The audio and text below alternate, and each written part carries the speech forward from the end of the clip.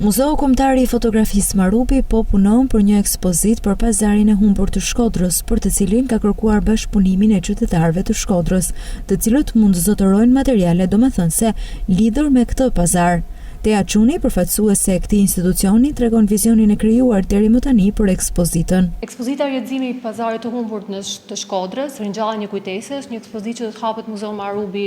në gjysmën e dytë të muajit qershor të këtij viti. Është një ekspozitë e cila hulumton pazarin e humbur të Shkodrës përmes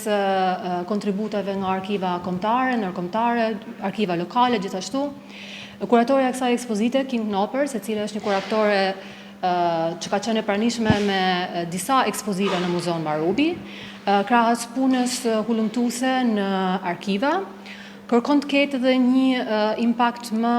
të drejtë për drejtë me qytetarët përmes një thirrje të hapur që ne e kemi lançuar që në muajin maj, ku synohen që qytetarët në përgjigje të kësaj thirrje të na sjellin disa kujtime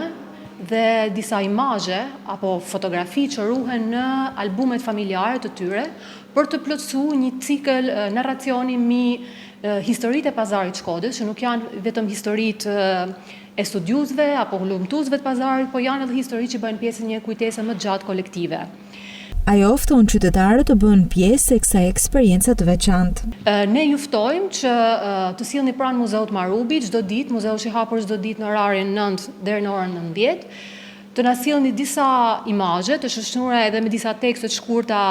rreth tyre. Të gjitha imazhet do të skanohen dhe do të bëhen pjesë e kësaj ekspozite ku ju krahas